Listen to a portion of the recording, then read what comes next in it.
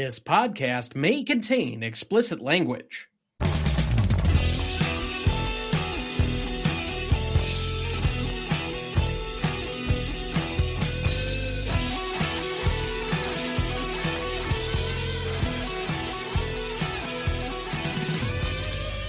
Welcome to the Greatest Movie of All Time podcast, the show that uses a unique grading style to redefine what the greatest movies are. I'm Tom Duncan. And I'm Dana Duncan. Welcome to our celebratory 250th episode, which means that we're covering one of the great movies of all time. As we've promised to do on every 25th movie that we do, we've covered one of the big, I guess you could consider, movies of all time. And it will also officially be our 5th anniversary on the day that this comes out. 1/12 of my life. Wow, that's kind of depressing to look at.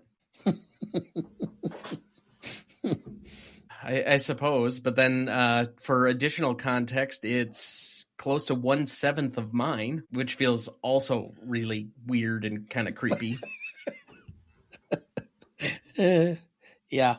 I suppose. Let's just jump into the movie before we get ourselves further in trouble here. Tonight, for our 250th episode, we discuss Schindler's List from 1993, directed by Steven Spielberg, written by Steven Zaillian, music by John Williams, cinematography by Janusz Kaminski, starring Liam Neeson as Oskar Schindler, Ben Kingsley as Itzhak Stern, Ray Fiennes as Eamon Gert, Caroline Goodall as Emily Schindler, Jonathan Segal as Poldek Pfefferberg, Embeth Davids as Helen Hirsch, Malgorza Gebel as Victoria Klanowska, Mark Evanier as Marcel Goldberg, Beatrice Macola as Ingrid, Andre Sawerin as Julian Scherner, Friedrich von Thun as Rolf Zerda, Jerzy Nowak as Investor,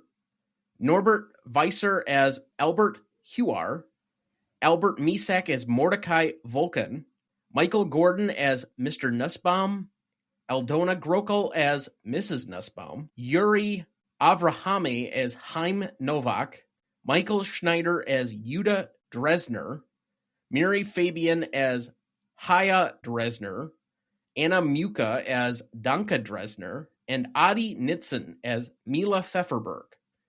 Background for the movie: Schindler's List was released on December 15th, 1993. On a shoestring budget of $22 million, which had director Steven Spielberg foregoing his salary, the film went on to be a worldwide hit, grossing $96 million in its initial run, placing 9th worldwide for 1993 and earning an additional $226 million in re-releases for an all-time gross of $322.2 million worldwide.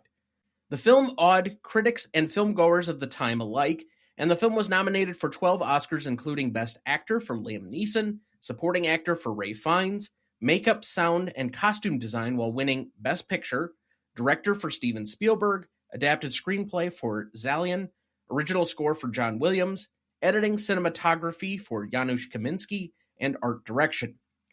Due to the popular reception of the film and its daunting depiction of the Holocaust, many have related popular culture's understanding of the history surrounding the event to be heavily impacted by the film. In 1995, the film was included in Time Out magazine's 100 Greatest Films Centenary poll. The film was included in Leonard Maltin's 100 Must-See Movies of the Century as well. The Vatican included Schindler's List in its list of the 45 important films and was the latest released entry to make the list. A Channel 4 poll named Schindler's List the 9th greatest film of all time, and it ranked 4th in their 2005 War Films poll. In 2004, the Library of Congress selected it for preservation in the National Film Registry.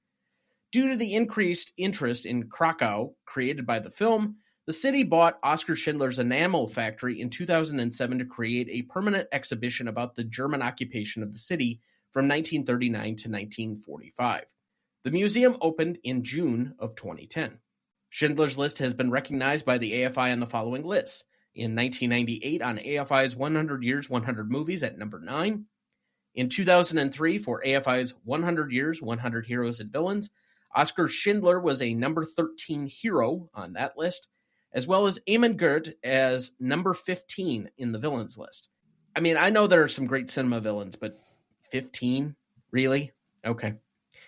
2006, AFI's 100 Years, 100 Cheers at number 3. For 2007's AFI's 100 Years, 100 Movies 10th Anniversary Edition, this film was number 8. And it was the number 3 epic film on AFI's 10 Top 10 list in 2008. Schindler's List currently holds a 98% among critics on Rotten Tomatoes, a 95 score on Metacritic, and a 4.5 out of 5 on Letterboxd. So as we begin each week, Dad, what is your relationship to this film? I saw it for the first time on probably VHS after it was released. I didn't see it in the theaters because about the time it was released, that Christmas, we were in the process of packing up and moving from Boston to Wisconsin Rapids. So I didn't see any films through that December. It also makes sense given that you had 2 very small children, one of which was needy, and that was not me. Anyway. Well, we won't go there.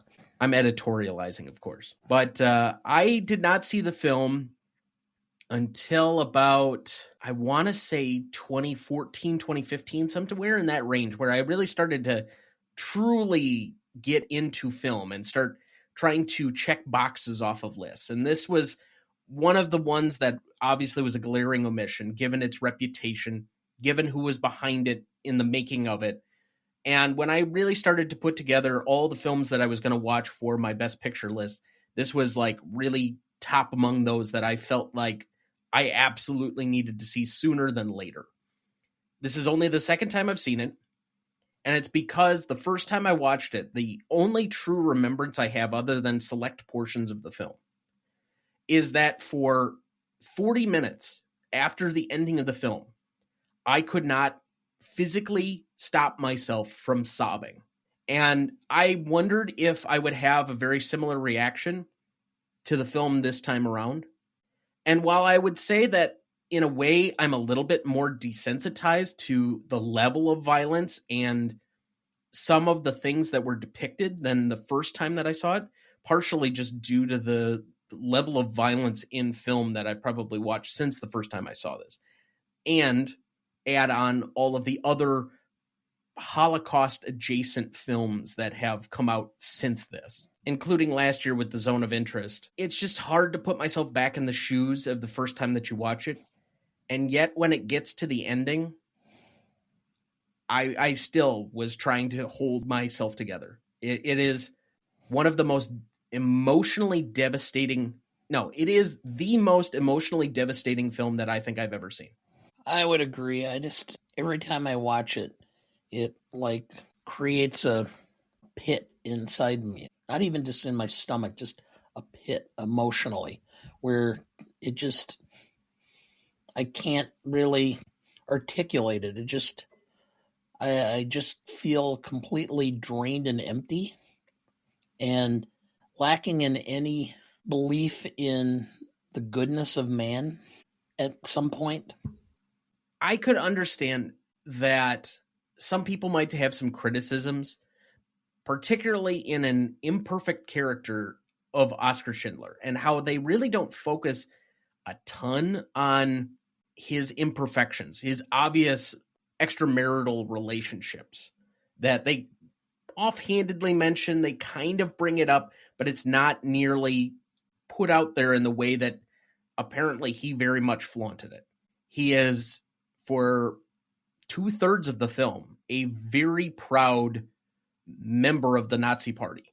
He is a war profiteer, and yet, in a way, he is eulogized as this seminal hero who saved 1,000 people. And so it's kind of an imperfect vessel to tell a story through. But due to the sensitivity, the cultural awareness, and I would say, in a way, the almost personal attachment that Steven Spielberg has clearly placed on getting a story like this correct and not making it discountable for the people that he actually really wants to emphasize.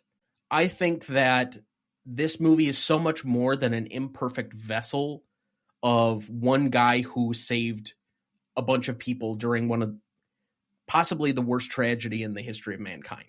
This is profoundly more, because of the way it's shot, with all of the handheld cams, the documentary kind of style essence, the black and white photography, the attention to detail without pulling punches, and the visceral level of violence. A presentation as probably close that you could possibly get without it being a true like-for-like documentary of the depiction of this tragedy. And I don't know if anybody else could have done as good a job. Well, he offered it to so many different directors to do himself because he was concerned that he didn't have the maturity to do it at the time. Polanski, Scorsese, I'm trying to remember who else was on that list. He also offered it to Kubrick. I know he offered it to De Palma. Yeah. But this is a movie that he needed to make. In a storied career where I think that he gets discounted a little bit too often by the public, who hasn't seen him at the top of his game probably for a couple of decades, because whether or not your mileage varies on like Ready Player One and The Fabelmans and West Side Story and such, I don't think that we're saying that Steven Spielberg is the top director in the way we were during the 90s when he was putting out Jurassic Park and Schindler's List, Saving Private Ryan, etc. Even in the early 2000s when he was putting out Minority Report and AI and Catch Me If You Can, where he was still operating at a very high level. It's not to the same extent where E.T. and Raiders and Close Encounters, Jaws are on some of the Mount Rushmore films that we probably will ever talk about. But we shouldn't discount his greatness just because he's kind of outlived, in essence, his prime. And I feel like the critic discounting of him as the GOAT is kind of just jealousy. It doesn't make a whole lot of sense to me. And this, in my estimation, is his finest film. It's not necessarily going to be his greatest film. I think in a career that quite easily has some very high-ranking films on our list. Jaws is at number 2. We have Raiders at 12. We have Jurassic Park at 16. E.T.'s somewhere on the list, but I'm not doing the math right now. I still think this will rank highly, but as far as just overall quality of making a film, this is the best film he's ever made, bar none for me. It is his masterpiece. It is his Stradivarius. He took this vehicle and he did all the notes correctly. It's as good a work as he possibly could have done. So last year, when I put out my annual Oscars Best Picture rankings, because as we always add a new one after the Oscars, I always reformat the list. This was my most recent number 1 overall Best Picture winner of all time. What's your opinion? Where does this generally rank for you? Well, I went through all the Best Picture lists because you told me this question was coming. And there are only 4 films that I would rate anywhere close. Casablanca, Lawrence of Arabia, Godfather 1, and Godfather 2. Okay. That seems pretty similar to what I had. I thought about, how good it is compared to the greatest show on earth, or Oliver. I know we're going to get really serious and not our normal silly selves during this, and we probably owe it to this film to be as such, but even mentioning this film and the towering achievement that it is, it's so far removed from being in the same sentence as the greatest show on earth. I knew that would get you. So, it's just... Yeah. Anyway, I would probably agree that it is the top Best Picture winner. I would have a hard time not ranking it above the 4 films I said. I mean, for the first couple of editions of the list that I completed, and we are going to be covering at least 2 more of these in the top 10 that I had this year. And that's going to be All About Eve and All Quiet on the Western Front. I could see very easily any of the top 9 being number 1, but due to what I think the moment is that we're currently living through, not just as a country, but as a worldwide society of coexisting people, this movie to me might be the most important. And when we talk about quality, about who's involved, the level at what they're executing on a particular film, it would be very hard for me to put something over it. And they're all that top tier. Like I tiered these films last year, but when we're talking about All About Eve, or we're talking about Casablanca, The Godfather, Godfather Part 2, The Best Years of Our Lives, these are some of the greatest movies ever made. And I think it does deserve to be among that list. Another reason to discount the Sight and Sound poll. I mean, it's not somebody peeling potatoes for 20 minutes. I know it's an inside joke, but it's really not. If Jean you know, or Jean Dielman, yeah, okay, greatest film ever. Yeah, okay. I don't know who's on the Sight and Sound poll, but they take themselves way too seriously. No shit. Okay. So, if we were to take a stab at this, and I'm not sure that we really need to define what the movie's about. I think it is in some ways somewhat self-explanatory. But what do you think the movie's about? It is about perseverance. It is about admitting or realizing how atrocious humanity can be towards each other and coming to terms with what one person can do to change the world. I have that it's memorializing a very difficult to memorialize event in possibly its rawest form that can be put on film reasonably. And realistically, we're both right. So before we get much further, do you want to give us some additional background on the movie? Do you have our plot summary ready for us? I do. Schindler's List is a powerful film exposing the horrors of the Holocaust and the capacity for redemption in the face of unimaginable evil. Oskar Schindler, Liam Neeson, is a German businessman whose war profiteering led him to exploit Jewish labor in Nazi-occupied Poland. However, what begins as opportunism transforms into something deeply human as Schindler witnesses the systematic brutality inflicted upon his workers. With quiet urgency, he shifts from bystander to savior, risking everything to shield more than 1,000 Jews from certain death. Schindler's List is not just a great film, but a necessary one. Thank you. Did you know? When survivor Mila Pfefferberg was introduced to Ralph Fiennes on the set, she began shaking uncontrollably as he reminded her too much of the real Eamon Guth. Did you know? Steven Spielberg initially intended to make the film in Polish and German with English subtitles, but rethought the idea because he felt he wouldn't be able to accurately assess performances in unfamiliar languages. Did you know? To gather costumes for 20,000 extras, the costume designer took out advertisements seeking clothes. As economic conditions were poor in Poland, many people were eager to sell clothing they still owned from the 1930s and 40s.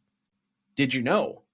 At his insistence, citing that it would be quote-unquote blood money, all royalties and residuals from this movie that would normally have gone to Steven Spielberg instead are given to the Shoah Foundation, which records and preserves written and videotaped testimonies from survivors of genocide worldwide, including the Holocaust. Did you know? When Steven Spielberg first showed John Williams a cut of this movie, Williams was so moved he had to take a walk outside for several minutes to collect himself. Upon his return, he told Spielberg he deserved a better composer. Spielberg replied, "I know, but they're all dead." Did you know? Ralph Fiennes put on 28 pounds, or 13 kilograms, by drinking Guinness for his role as Eamon Guth. Steven Spielberg cast him because of his evil sexuality. That's in quotes, by the way. Yes. Finally, did you know? Steven Spielberg was able to get permission to film inside Auschwitz, but chose not to out of respect for the victims.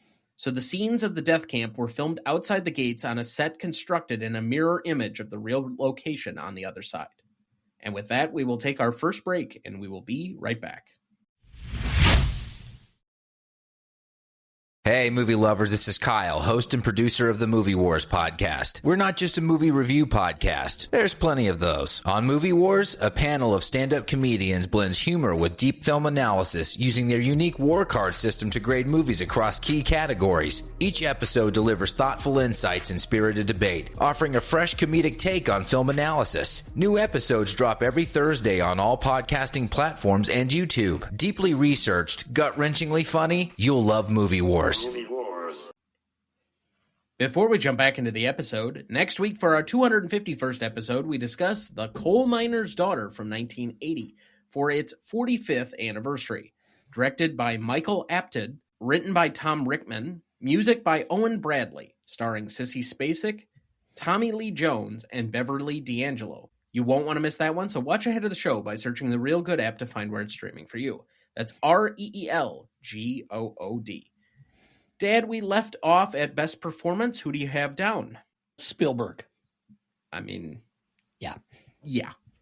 The decisions and the choices he makes, and I've kind of highlighted a few already, but in combination with Janusz Kaminski, with doing most of the film, or at least a high percentage of the film, in handheld cam, making it feel documentary-like, thus kind of setting you in this realism, kind of neo-realism environment, just gives you that extra edge to it.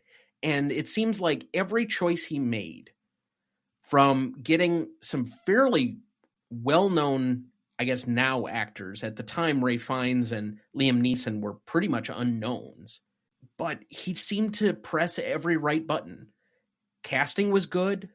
The musical score is haunting. Williams obviously doing his level best, arguably, even though it's probably his least memorable score, it's one of his best.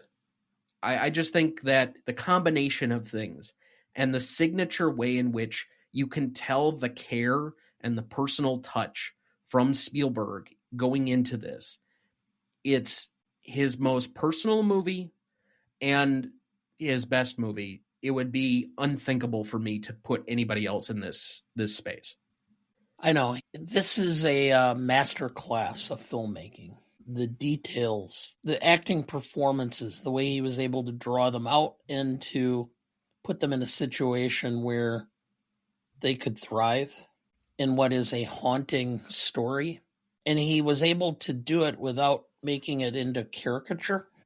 It would have been real easy for you to see Guth is pure evil, but there was a certain level of, I don't know, commonality to him. Relatability in some senses. I guess. But again, I'm not even saying that he's necessarily relatable, but he's a layered character. Yeah. Well, and the simple fact is that these people were not just pure evil. They had normal lives for at least part of it. And it's easy for us to just immediately dismiss them as being completely horrible. And not that they weren't. I'm just saying that. Before you go too much further, and yeah. I know this is challenging to always categorize what, in some ways, Steven Spielberg helped create by caricaturizing the Nazis as being one of the archetypal villains of all time. Yeah. Which you get kind of from Raiders of the Lost Ark. But by the same token, and again, this is to the level of care, he's not asking you to relate to them, but he's asking you to recognize them as being human beings with certain human needs and frailty and flaws, but then also emphasizing how broken they really are. Well, and malicious, malevolent, but we kind of dismiss, how could anybody be taken in by the Nazis? Well, it's easy because they would portray themselves as just common, everyday people with certain political views, when in fact there was much more underneath that layer than anybody realized. And when we present them in this light, it is not just an expose of what Nazism is, but it's a forewarning for looking for wolves in sheep's clothing. So in a film that I think you could recognize a dozen different people for great performances, and I don't think we're going to hit individually every one that probably should be recognized, and I will attempt to at least highlight the people, even if we don't have them up for particular categories tonight, people that I thought did exceptional jobs. Who did you have in Best Secondary?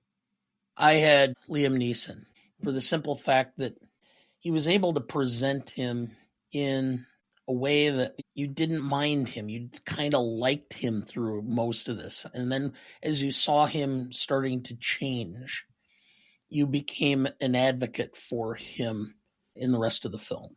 He does a great job of making sure the character is not just heroized by presenting at least what's on page of what's a truly flawed character.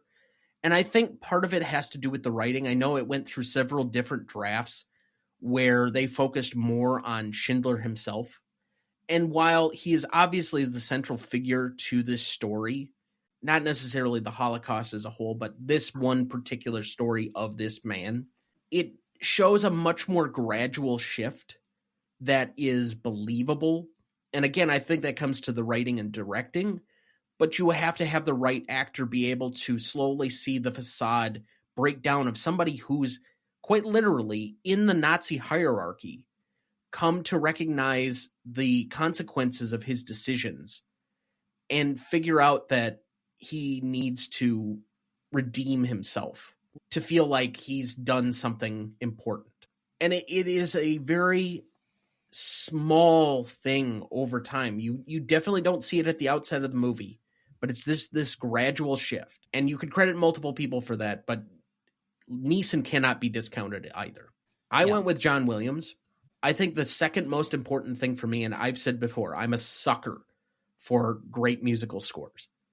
But when we get near the end of the movie and the score swells to give you the emotional cues, I am a blubbering idiot. And what John Williams did to give the emotional crescendos in this movie, to me, is pure genius. Most charismatic, and this person will come up later for us this year when we discuss 1982 for the Revisionist Almanac. I have Ben Kingsley as Itzhak Stern. Yes. I just think he's a really likable character, and he never really goes to the point where it's in any way a showy performance. He does his level best to just kind of play it straight without any added emotion, without any additionalized crippling fear. There's almost no editorialization of his character, but he's just the primary representative of these people and what he means as kind of the memorialized face of what they needed to be able to survive. And I don't know. There's a certain movie star quality that certain people have. It's why I'm not nearly as hard on Gandhi as other people are, yourself included. But I don't know. I find him charismatic. And in this category, you could have very easily said Janusz Kaminski, could have said John Williams. I think it's possibly an all-time crime that even though Tommy Lee Jones is great in The Fugitive, Ray Fiennes should have won this award. So you can go any place. But for whatever reason, when I thought about the category, I'm like, I really like Ben Kingsley. Well, I went with Ray Fiennes. At times, he was pure evil. The performance was layered. It was beautifully done. I don't think there are too many actors who probably could have pulled off that part as well as him. I think he's a quintessential actor, even though this was really, I think, his first major role in film. I believe so. I think he got pulled off of theater, possibly even Broadway, to do this film. Correct. And as I'll name drop. You always do. I actually did get to meet him at a stage door outside of a play he did in New York with Cherry Jones and Sir Ian McKellen. So, anyway. So I got to meet all three of them. But anyway, very nice man, by the way. He is known as being one of the nicest people. Yeah. He's the person you absolutely hate throughout the film, but you have a hard time doing it because you do know that it's an actor performing his literal ass off. It's unconscionable that this isn't awarded, because to me, this is possibly a top 10 supporting performance in the history of the Oscars. I know. I like Tommy Lee Jones. I like him in The Fugitive. I don't He's think it was better fantastic than in The this. Fugitive. But when you have an all-time performance, it's just the way that he humanizes. And again, not makes relatable, not makes even likable, because you're horrified by Gert. Yeah. But humanizes this guy who in every other situation, as we mentioned, would be pure evil. I think, yeah, he's acting his ass off.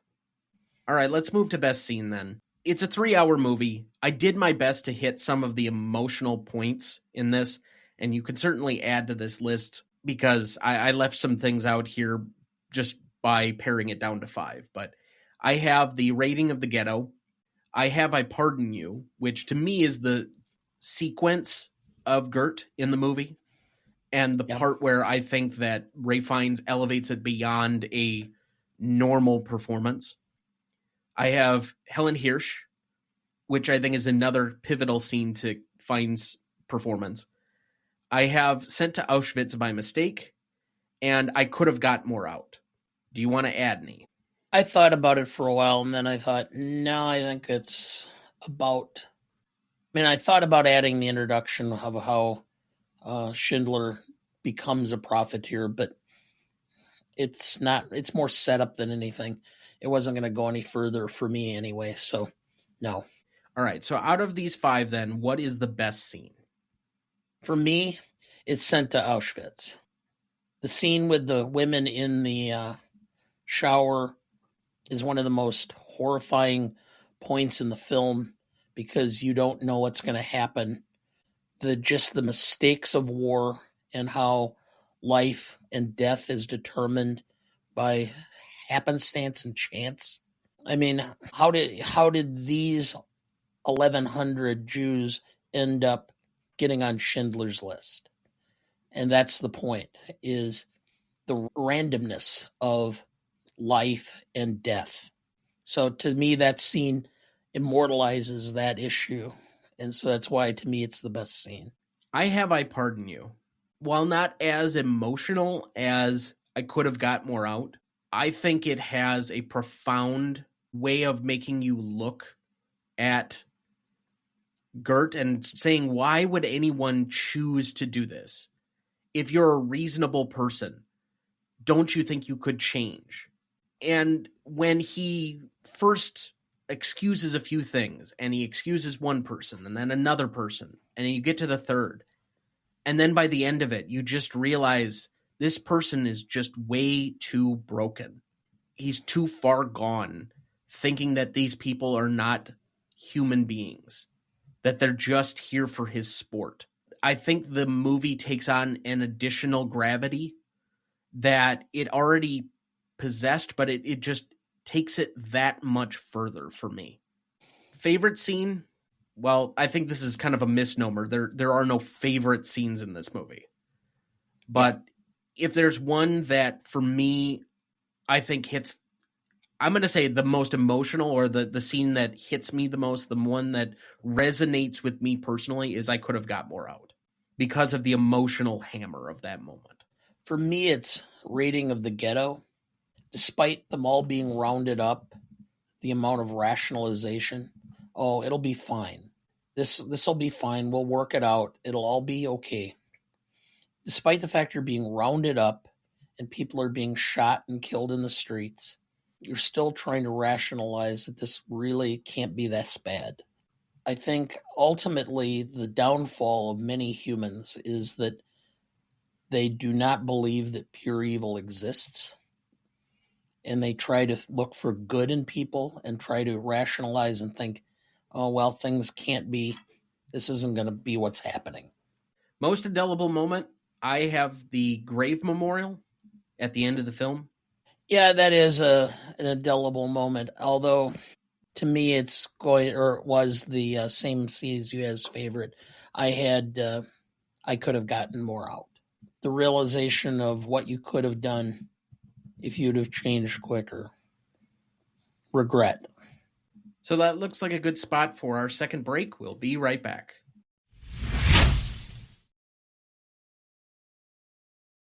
Before we jump back into the episode, did you know all of our newest episodes are also now in video format? That's right, you can see my resting nerd face and all of Dana's famous okays in pristine high definition. And that's not all. We're also on the cusp of a few different live streams coming up in the near future. First, our annual Oscars preview will be live streamed on our YouTube channel the week before the Oscars, and then we will have a live post-Oscars review the night after the awards with a whole bunch of your favorite guests dropping by to share their thoughts on what happened. We've also got a James Bond Rankings live stream series planned and much, much more. If you want to check that all out, just head to youtube.com/@GMotePodcast and find us there. And if you do, please like the video or subscribe to us. We would really appreciate it. Dad, do we have anyone to remember this week? Yes. Alice Herson, 95, American actress, Another World, Being There, and One Life to Live. Biff Whiff, American actor, I Think You Should Leave, Everything Everywhere All at Once, and Brooklyn Nine-Nine. Bob Bingham, 78, American actor, Jesus Christ Superstar. And so we remember these here fondly with a moment of silence in their honor.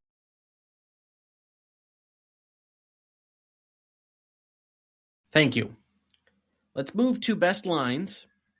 Oskar Schindler. Power is when we have every justification to kill and we don't. Good. You think that's power? Oskar. That's what the emperor said. A man stole something. He's brought in before the emperor. He throws himself down on the ground. He begs for mercy. He knows he's going to die. And the emperor pardons him. This worthless man, he lets him go. I think you are drunk. That's power, Aemon. That is power. Itzhak Stern. It's Hebrew. It's from the Talmud. It says, whoever saves one life saves the world entire. Oskar Schindler. I could have got more out. I could have got more. I don't know. I could have got more. Oskar Schindler. My father was fond of saying, you need three things in life: a good doctor, a forgiving priest, and a clever accountant. The first two I've never had much use for. Oskar Schindler. Stern, if this factory ever produces a shell that can actually be fired, I will be very unhappy. Title card. There are fewer than 4,000 Jews alive in Poland today. There are more than 6,000 descendants of the Schindler Jews. Gert. This is really cruel, Oskar. You are giving them hope. You shouldn't do that. That's cruel. I'm out. Okay, I have two more. Schindler. Look, all you have to do is tell me what it's worth to you. What's a person worth to you? Aemon. No. What's one worth to you? And then I have Chaim Noach. Not essential? I think you misunderstand the meaning of the word. I teach history and literature. Since when it's not essential? All right, let's go to the Stanley rubric then. The first category up here is legacy. This is a measure of the legacy of the film, roughly 5 years after it came out until today. So about 1998 to today, what is the legacy of the film? We split this category between 5 points for the industry and 5 points for the general audience for a total of 10. Would you like to go first or second? I'll go first. This is a film that's held in high regard among cinephiles and directors specifically. It has stood the test as the quintessential Holocaust film. It is one, if not the best, Steven Spielberg film, and he has been probably the greatest director of the last half of the 20th century and the first portion of the 21st. I give it for the industry a 5. For the public, I actually thought it was going to be lower, and then I stopped to think about it. First off, we did our little informal poll in our staff meeting, and about 75 or 80% of the staff had seen the film. So it has had a long run. I think there are a lot of people who have seen it Despite its age, I think it's still, if you mention Schindler, people know what it is. I think it has a iconic place in culture. So not perfect, but I went with a 4.5. For apparently a 9.5 overall. That is correct. How you pull that math together. Woo. I know.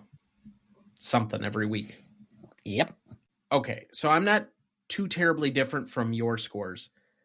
I will agree with you on the total number for the audience. I can't go a full 5 because while it's broken through, and I do think that it's not just an American thing, I do think this is somewhat of a worldwide movie. My issue is not that it's part of popular culture or that it's by name recognition, at least something that most people have heard of, especially over 30. It's been a popular movie to show in high schools as a teaching tool. It's been a popular movie for people to go back to. It's associated with possibly the most name-recognized director currently in existence. But the message of the film in this current environment, I think, is either being ignored or outright rejected. And so by that small caveat where we've allowed some of this stuff, part of the reason that Spielberg felt he needed to make the movie in the end, and he kind of accepted the responsibility, is he eventually saw that there were too many people cropping up with some level of influence that were Holocaust deniers.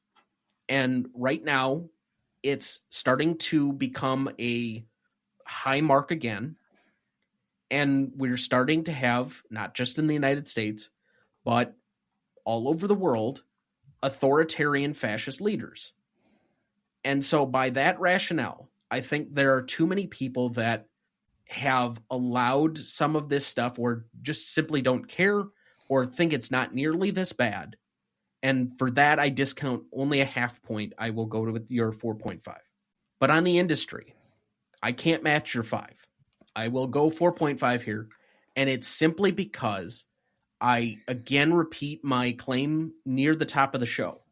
I think there is a wanton jealousy of people who cannot create art and popular films.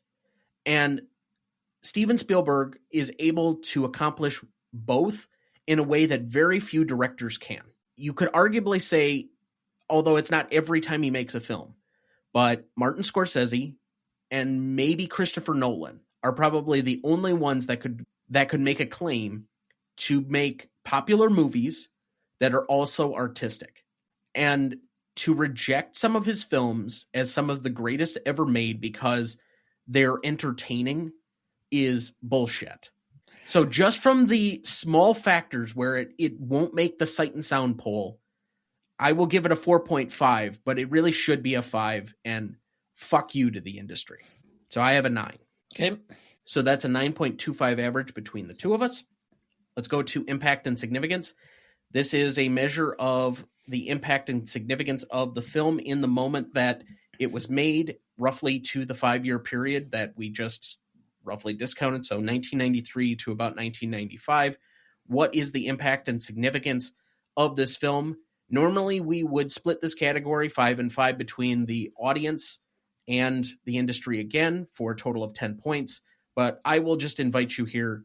It's really going to be hard for anybody to make much of an argument that this isn't a 10. Okay. From the historical significance for what it did for reminding people or maybe making it real for the first time what the events of this were, making this historical drama of true tragedy and horror that was not meant to necessarily be entertaining, but memorializing the number 9 film worldwide, and to have 7 different Oscars nominated for 12 with almost completely universal critical praise at the time, and a watershed moment in the history of modern filmmaking with the GOAT winning his first Best Director. Where am I not seeing a 10 here? That's with the public, because I think there was a lag from It was 9. It was a significant drop-off from the top 5. Yeah, but And everything even- after Jurassic Park that year was a drop-off. Yeah, I know that. But after that, I mean, you look at the rest of that, it was a significant drop-off. I will give it, in retrospect, I originally had a 4, but now thinking back to that time frame, this is one of those, if you went to the video store, they have 12 or 15 copies of it because it was gone the minute it got up. So I think this got more popular within a year after its release when it went on video. People watched it at that point in time. So I'm going to go with a 4.5 for the public. I don't think it had the complete dominance of the public necessary. So I'm going to go with 4.5. I will say, just looking at the numbers, the difference between Mrs. Doubtfire at number 2 and Schindler's List at number 9 is roughly $123 million, which is about 4 times the amount of the difference between Jurassic Park and Mrs. Doubtfire that year. Mm-hmm. I'm doing rough math in my head. Normally I have a calculator, but all right. So your 9.5 then drops it to a 9.75, which is acceptable. Let's move to novelty then. This is a measure of the category between the originality of whatever's involved in the movie, and this can be many things, and then the execution of the movie. 5 and 5 points each. Would you like to go first or second? Oh, go ahead. There had been Holocaust-adjacent movies. There had been documentaries about the subject. But there was nothing this raw, this visceral, this real, this violent until Steven Spielberg made it. And in a way, every other movie that has been celebrated or that has any Holocaust content after it, and then to a degree, any movie of sheer political violence or genocide depicting real events in some ways owes this movie with what it's doing. I think that this is a full 5 on originality because he set the mold as to how to do these kinds of movies and the seriousness that you had to take with it and the care and personal touch that you cannot phone in this kind of movie. You have to give it your best effort to add a chapter and be considered. Don't half-ass a Holocaust movie. You just can't do it. And while I would be willing to accept arguments that maybe it's not the most original thing, what I really just cannot do is accept that this is any less than a 5 on execution. So I'm at a full 10 again. Execution, I agree, you're 5. Clearly, this is taking the concept and driving it home. Originality. Judgment at Nuremberg. The Diary of Anne Frank. There were approximately 60 films that addressed the Holocaust before this, because I looked it up. Now, was it done in this style or manner and done with this level of rawness? No. But I cannot go with a full 5 for originality. I'm going to go with a 4 for that reason. He took a concept that had been done and he made it original, and that's through the execution. So I'm at a 9. Okay. So that is a 9.5 average between the two of us. So currently we have a 9.25, a 9.75, and a 9.5. Classicness. This is the most difficult category to put our finger on. We usually don't award a lot of points up, but we have often not taken points away.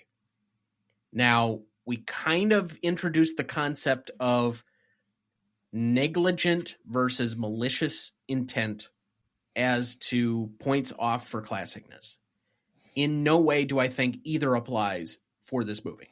And as such, I just don't see where you're pulling points off. So if you're starting at the baseline 6, and I've said for a while that classicness as far as timelessness, where I've occasionally added points, usually starts about 25 years. This is now 32 years, or it will be 32 years later this year. I think you could possibly add a point for classicness. I think you can add a point or two for being ahead of its time. The lone remaining point that I would question as to whether or not it gets to a full 10 is whether the impact of this movie wanes the more often you've seen it. So with that, I would say anywhere between an 8 and a 10 is arguable for me.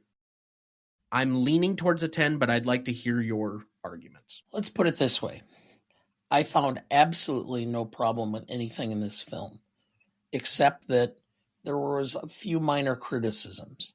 The portrayal of early in the film, primarily financial transactions and all that. That was some of the criticisms from the Jewish community and some of the Jewish leadership. But again, I don't find that to be the case. I think it just reflected what was going on, which is they didn't think that this was going to be nearly as bad. But I cannot find any reason. This film will resonate 10 years from now as much as it did in 1993. And while you say that rewatching it loses its impact, if you rewatch it 3 times a year, yes. But if you're in a regular rotation where this is something I need to watch every 18 to 24 months, no. So to me, this is a 10. Yeah, I would have very difficult arguments not putting it near the top on a 10, given the quality of the movie, that we haven't given 10s to a whole lot of things in classicness. I think this is a worthy entrant. 10 is just fine with me. So that's a 10 average between the two of us. Okay.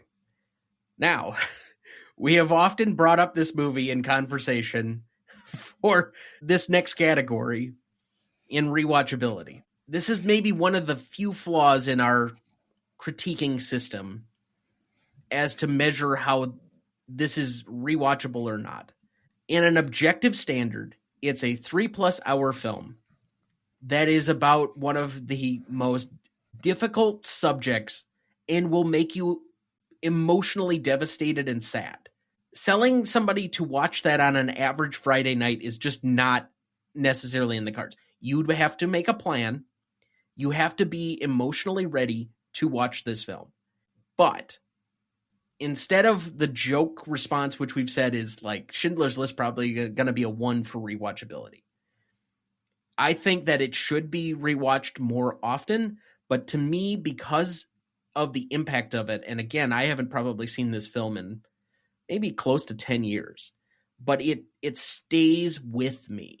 The things I remember about the film, I don't think I need to see this more than once, maybe every 5 to 10 years, because it stays with me and because it's so emotionally impactful. But I'm going to go with a 3. Ooh. For me, every time I see this, it reminds me that I need to be reminded of why I do the things I do. You know, I've made a big joke about the fact that my whole life I've chased windmills like Don Quixote. My wife gave me a paper mache giraffe that's in my office because I'm always sticking my neck out. I need to watch this film. And I need to watch it every 24 to 18 months. Just to remind myself that one person can make a difference. And that one person does impact thousands of people, or can impact thousands of people. And for that reason, I give it a 7, because even though this is not a fun movie to watch, I mean, last week was kind of a hell week for me. This week has been a little worse so far. And it was difficult to sit down and go, all right, well, let's tear into the movie. But sometimes difficult situations are necessary because they do impact your life and your view. So I'm going with a 7. So that's a 5 average between the two of us. For audience score on this one, we had a 93% for Google users and a 97% for Rotten Tomato users, giving us a 9.5. So to repeat the categories, we have a 9.25 for legacy, a 9.75 for impact and significance, a 9.5 for novelty, a 10 for classicness, a 5 for rewatchability, and a 9.5 for audience score, giving us a final total of 53. And currently placing it on our list at number 16, between The Sound of Music at 15 and Jurassic Park at 17. I thought this would place highly. I didn't think it would quite get this high. I thought actually would place a little higher than it did. The rewatchability was always going to be the potential pitfall. Currently, it would rank 5th in Best Picture winners on our list, behind Casablanca, The Godfather, The Best Years of Our Lives, and The Godfather Part 2. Excuse me, 6th, because it's also behind The Sound of Music. And I will also add that I believe that makes 4 Spielberg films inside the top 17, which is also about right. Yeah. So, excuse me, 5, because I missed Jaws there. Can't do that. Yeah. So, as always, if you have any issues with our scoring, you take any problem or think we did the best we could, you can write us at greatestaltimemoviepodcast@gmail.com.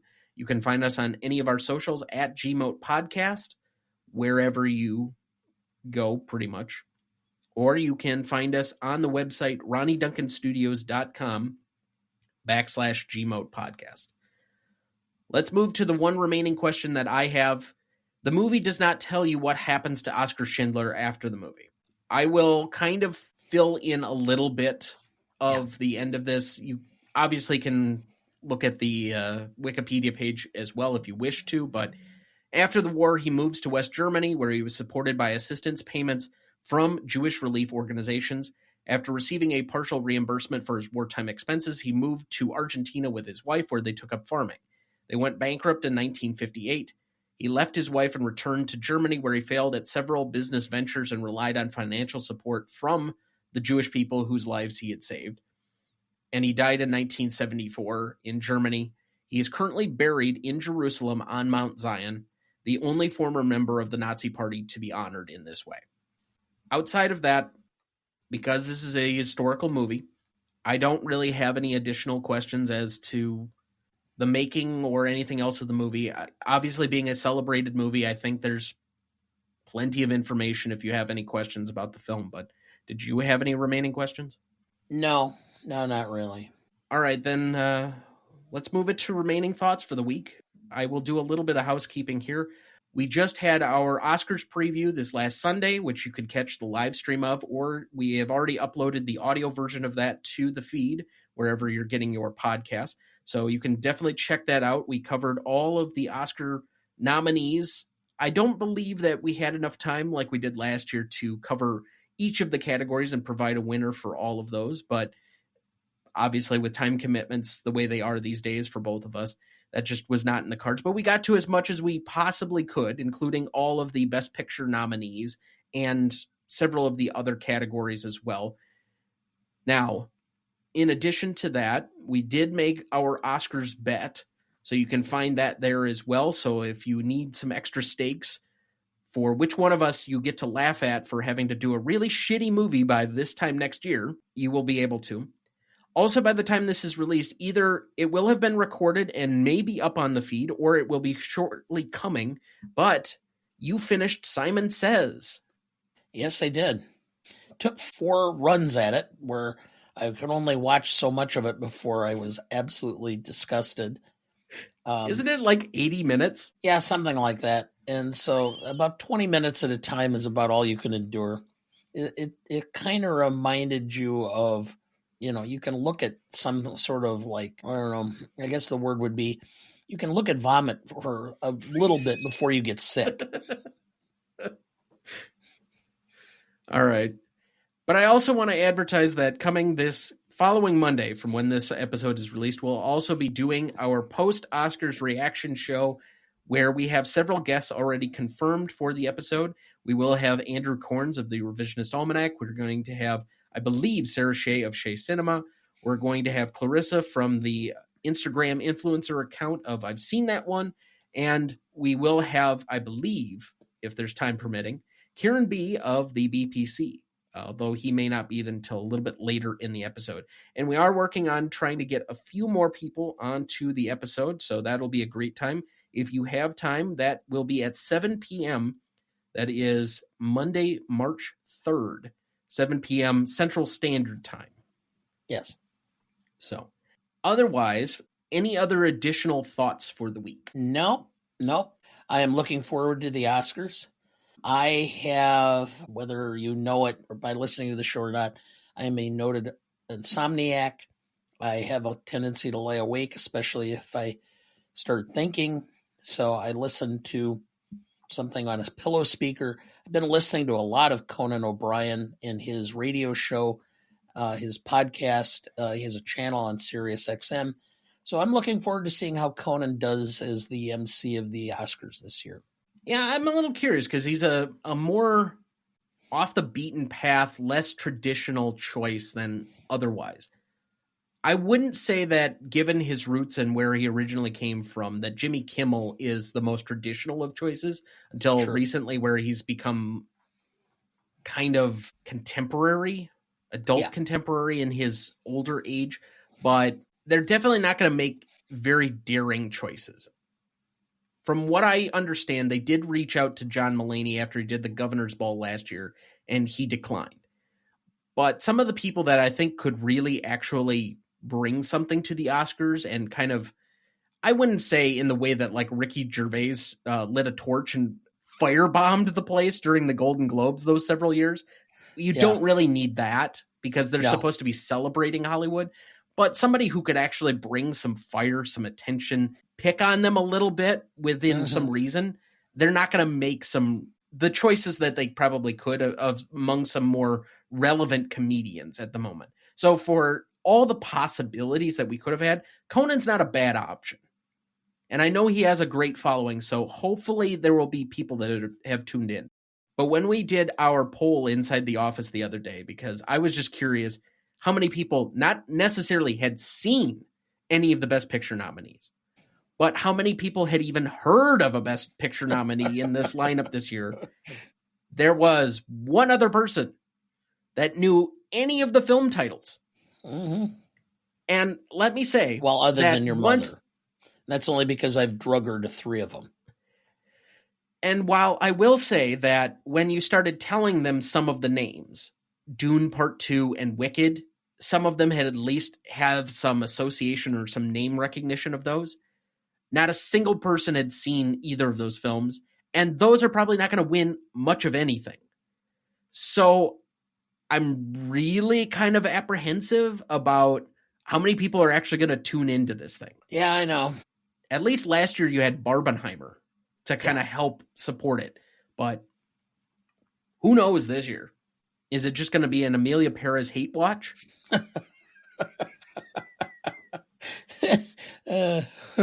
Have to watch who's tweeting or Xing or whatever you call it at this point in time. May end up with some derogatory things on there as well. But otherwise, there's not a whole lot to say right now. We have some really great content coming up after the Oscars, but this is kind of a content-rich environment where we've had a lot of stuff going on with the live streams and now with your punishment episode coming in. And so you'll get probably sick of us, and then we'll kind of fade into the background for a few weeks before we hit you with all of these big name movies coming up that we have for later in the year. And as I've said before, we have a lot of big name movies coming up, but we appreciate you guys all being with us for yet another year. This is our 5th anniversary. This will be coming out the day that we started 5 years ago. It feels like a long time ago, and it feels like a short time ago, and it's such a mainstay in my week every week. I plan my week around doing the show. I wouldn't know what to do really without it. The week that we had off for Christmas was kind of weird, as it is almost every year, to not think about the show.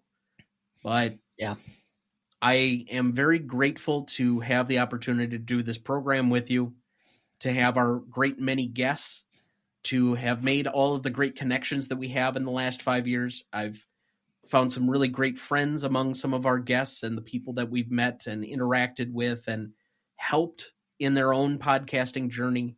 So it's been an excellent 5 years, and I thank you all for being on this journey with us. So that's going to do it for us this week. Thank you for listening. And stop of that growling. You sound like a big old bar. Next week, for our 251st episode, we discuss The Coal Miner's Daughter from 1980 for its 45th anniversary.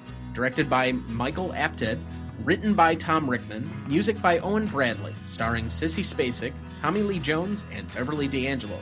You won't want to miss that one, so watch ahead of the show by searching the Real Good app to find where it's streaming for you. That's REELGOOD. Please like, follow, rate, and review, or whatever on whichever platform you have so that more can join in on our fun.